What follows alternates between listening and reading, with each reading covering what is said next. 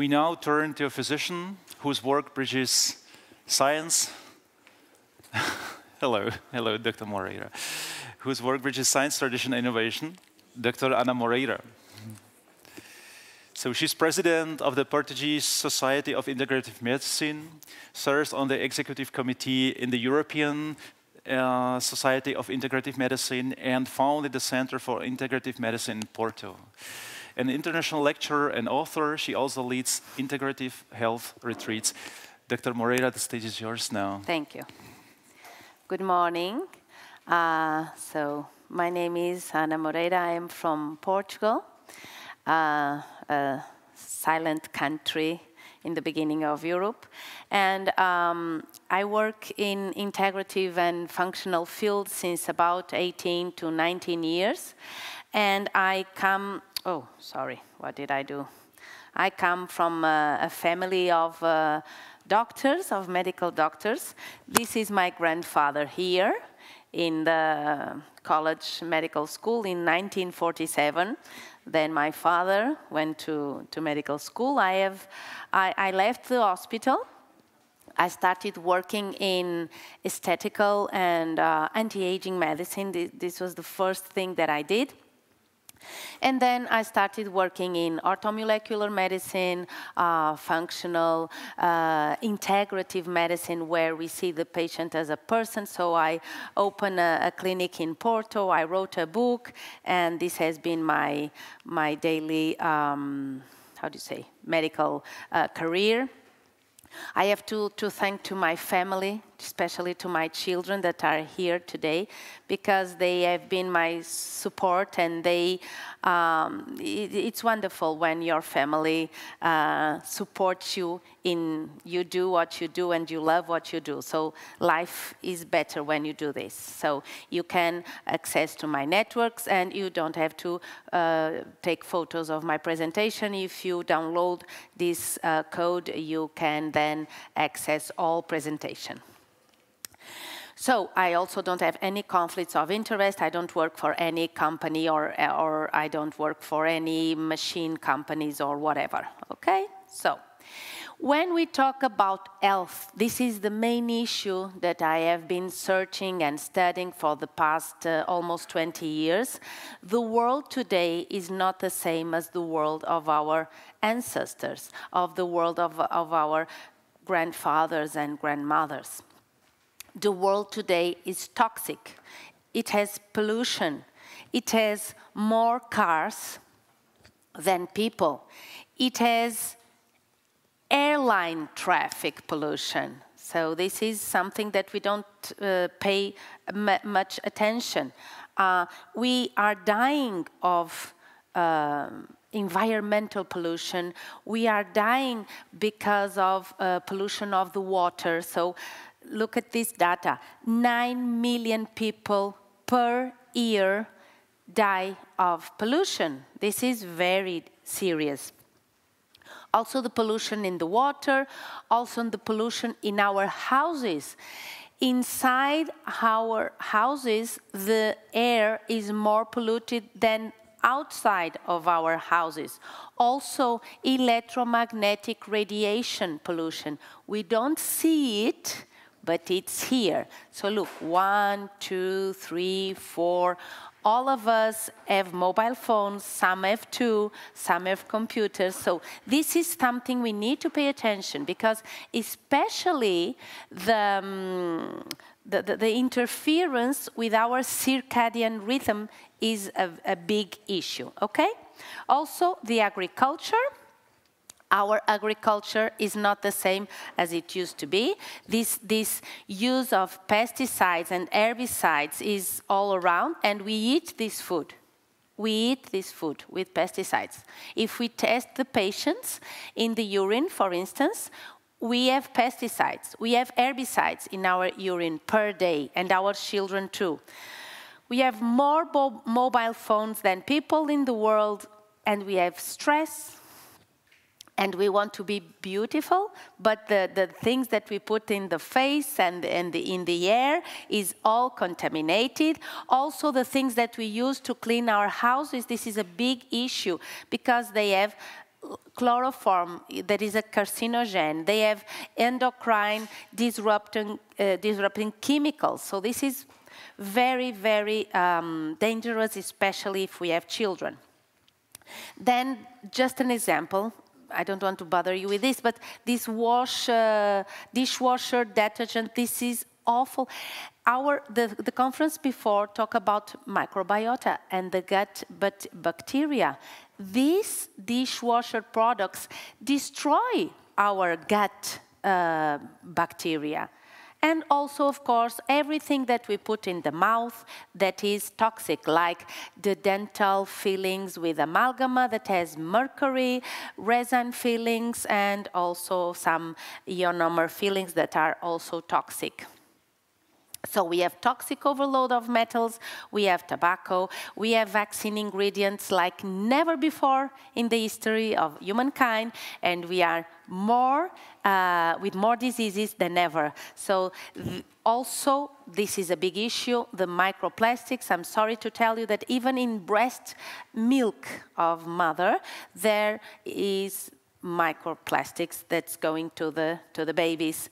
So we inhale microplastics, we eat microplastics, and the newborn have microplastics in the blood and in the tissues, in the connective tissues. So this is a big issue. Also, for example, the cups that you drink coffee and tea, when they are hot, they let the plastics and the nanoparticles to the tea and coffee, and then you are going to drink it. Also, these tea bag prepare herbs. This is a very big health risk of health. Also, these cutting boards have microplastics, so they put it in our food. And then we have deficiency of vitamins and minerals because of this, and this toxic overload, and also this less contact with nature, this stress, this anxiety that we live on, this poor sleep quality. After COVID, we are lonely. We become sad because we left some of our main family connections, and this is big problem because this leads to 75% of deaths worldwide. So this leads to chronic diseases. Everything that I've spoken about make us ill, make us become with a disease or with more than a disease. So these chronic diseases, when we think about this, we have 5 main issues that we need to pay attention. I am a scientist, although I work in integrative medicine, and some people say this is not scientific, and I don't want to bother you, but I'm just going to show you some scientific articles for those who are doctors and therapists to see that this is all proven, so this is not even questionable. So we have chronic systemic inflammation. Everything that we do, we don't eat well, we don't sleep well, we don't do physical exercise, and this leads to something called chronic silent inflammation. You have thousands of articles about this, and this leads to chronic diseases like cardiovascular disease, like cancer. Oxidative stress. The way that we eat, the way that we breathe, lead to oxidative stress. This is what you could call rusty. So we become rusty, and we think it's because of our age. It's not. It's because this oxidative stress accumulates in our extracellular matrix, and then we become rusty. And this rustiness also leads us to these chronic diseases. Also, the mitochondria. This is the power cell of our body. This is like a factory, and this mitochondrial dysfunction is present in the majority of the chronic degenerative diseases that we have. Okay? What does this mean? Means that this factory doesn't produce ATP. This is the basic molecule of energy. Another term I would like you to know, it's called glycation. So this is an article from 2025, this year, talking about glycation and products and disease development. What does this mean? When you have a chicken and you put it in the oven, the skin of the chicken, the meat is pinkish, okay? So this is because it's not already cooked. When you left it off the oven, it's cooked, it's brownish. So the majority of us are now brownish inside because we have a lot of glycation and products. What does this mean?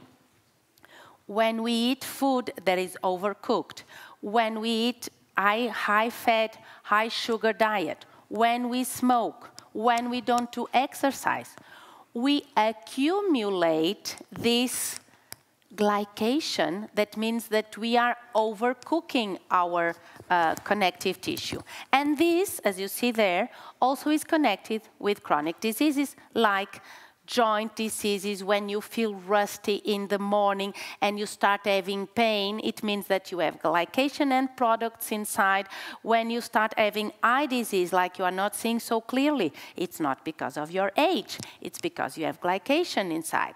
So it's very funny because we have these leading causes of glycation, and then as you higher your glycation and products in your body, you will feel rusty and you will feel more inflamed, let us say like this. Okay, and to finish, the gut. The gut is very important. Aristotle talked about the gut, Hippocrates talked about the gut, then medicine forgot the gut, and now we are remembering the gut. So the gut is very important. The gut microbiota has millions of scientific articles connecting with diseases, so we don't have to talk about this. Also, it's important that you know that the mouth and the tube ending, you know where, it's different according to the region. So you have different bacteria in the mouth, different bacteria in the stomach, different bacteria in the colon, for instance.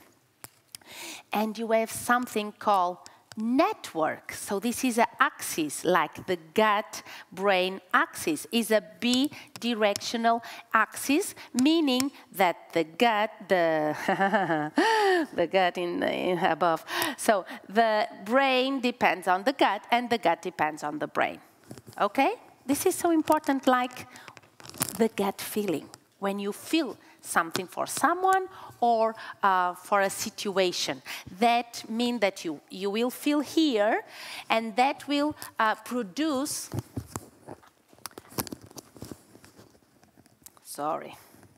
that will produce, are you listening to me? No. Are you listening to me? Yes? Okay. That will produce neurotransmitters, and these neurotransmitters will make you feel angry, sad, happy. Okay? So this is very important too. And just bring something, because we have talked about microbiota in the last lecture, but also remember this leaky gut. So this leaky gut means that you have holes in your bowel, and this makes that what you eat, what you produce, will leave the gut, will go to the blood, and then can make the majority of the autoimmune diseases as we know it. And so, what about the patient? So we are talking about diseases. So, but we need to unify health. What is this? This means that all the complementary therapies, complementary techniques, some are more, let us say, scientific or proven, best proven than others. We need to look at our patient as a whole person. That's why, for instance, this National Center for Complementary Integrative Health tell us that we need to look at the individual, and then the family, and then the community, and then the population, because these interfere in our health.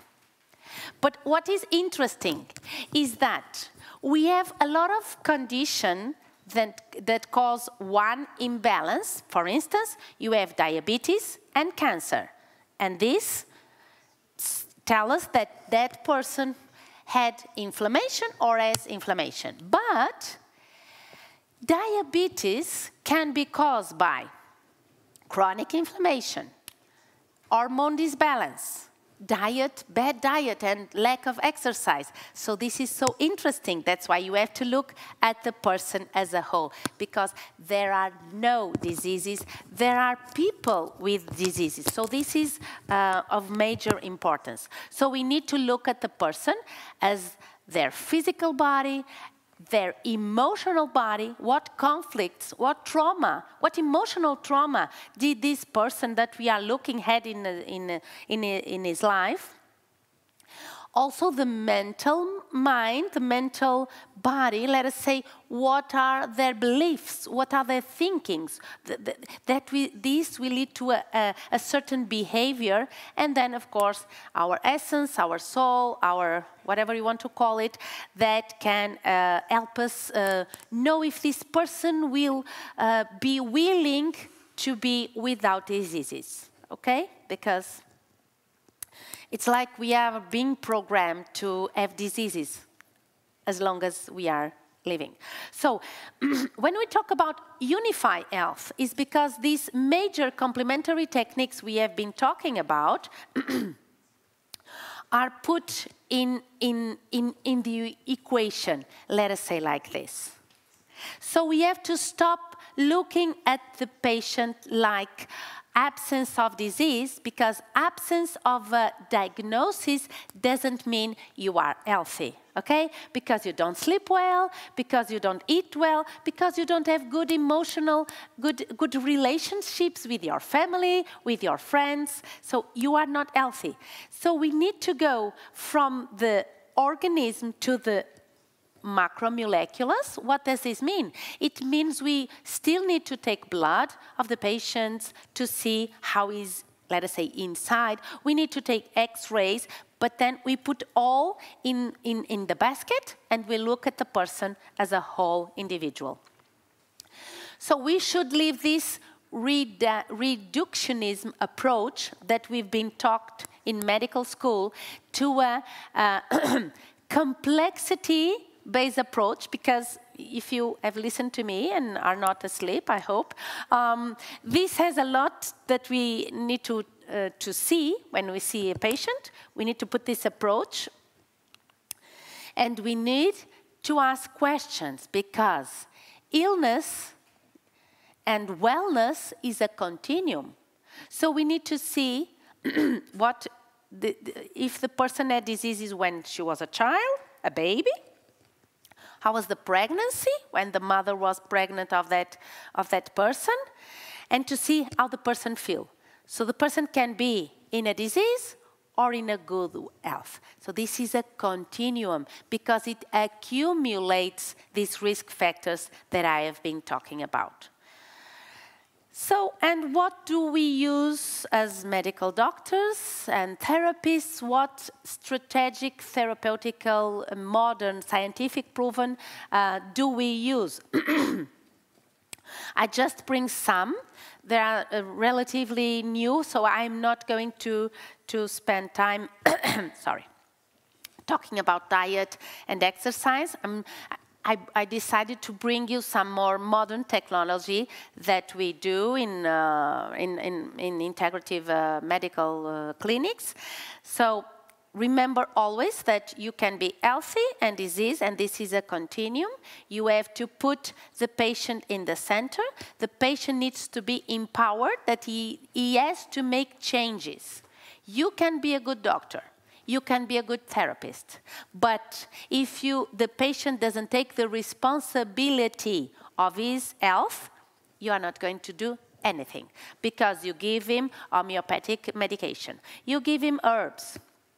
You give him a good diet plan, and he's not going to feel it. So we need to put the responsibility in our patients. This is very different from what we have been taught in medical school. Because in medical school, we feel so powerful, because we feel God. Because I give you a prescription, and you take the prescription, and you will be ill, but with medication, for the rest of your life. So here we give this power and we teach the patient to do life changes, let us say like this. So these treatments are the basis of regenerative medicine, functional medicine, whatever you can call. They are called bioregulatory. Why? Because we try to reverse the rustiness, the inflammation, the overcooked body that we have. So we try to reverse when we do this to our patients. So we use some functional exams, like heavy metal test. For me, this is of major importance, because as I started telling you, we are toxic overload with heavy metal, okay, so this is very important. Also, we do microbiome analysis tool. So, poo-poo, we take it to the lab, and then we analyze it for bacteria, fungus, virus, and parasites. Never forget parasites, because we have a lot of toxic parasite overload in our bodies, okay? As much disease as you have, as much parasites as you have. We also do something called mitochondria analysis. We do oxidative stress tests to see how overcooked are we. We do vitamins and minerals analysis. We do fatty acids, and we do something called immune phenotype analysis. I like this very much because this allows us to see how our immune system is. And what about the treatments that we do? We do hydrocolon therapy, exactly because we are talking about the gut health. We do 10-pass ozone therapy. We do something called therapeutical apheresis. We do orthomolecular infusions. We do laser IV. We do dentistry, integrative dentistry. This is major important. So I have some minutes to tell you about the intravenous infusion. So something very interesting is that 80% of the water in the brain is seawater. So when we give a patient an intravenous infusion of vitamins, of oligoelements, it goes right to the place where it has to be, because it doesn't have to go to the stomach or to the liver. This is a molecule very well studied called NAD+. It increased the efficiency of our stem cells, so I like it very much. Also, we have Q10, very important too, and vitamin C. Especially in cancer patients, we use high doses of vitamin C, called Riordan protocol, is an American protocol. Then we do something called apheresis. This is a filter of the blood, let us say like this. It comes from the Greek word remove. So we have a device, we have like a machine, and we take blood. The blood goes into the machine, into the filter, and then comes back again to the body. The filter is what is important, because it's a nanomembrane filter that gets the heavy metal, the pesticides, the herbicides.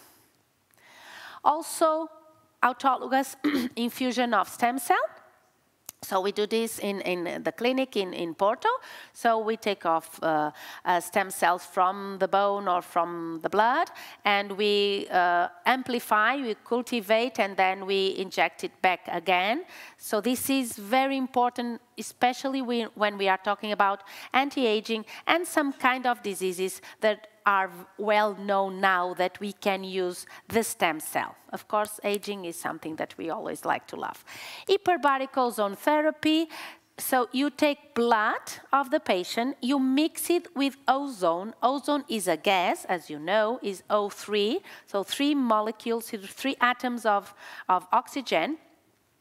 And then you mix it with the blood. And the blood becomes reddish because becomes with overload of oxygen. So, in conclusion, we need to shift the focus of disease treatment forever to health creation. We need to build these resilient systems and align it with equity and sustainability goals. So, I have 1 more minute because Thomas, so if you want to download the presentation, talk to me. So, I have the pleasure that my dear friend Thomas and some friends that are here are going to be with us in Portugal, in Porto, to the International Congress of Integrative Medicine in December. You are all invited to come.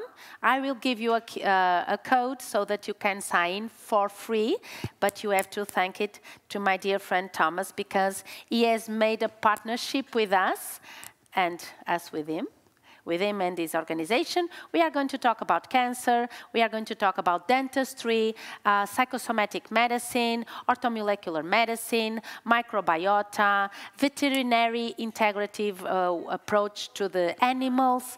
Also, we have some politics talking about how we can change health, giving importance to diet, nutrition, and vitamins. This is very important. We are receiving doctors from and therapists from all over the world. So it will be a pleasure if you can join us in Porto. We also will have Dr. Bruce Lipton, and we have 9 rooms at the same time and 25 countries. So if some of you want to join us, it will be a pleasure. You can scan the code. Thank you very much for listening to me.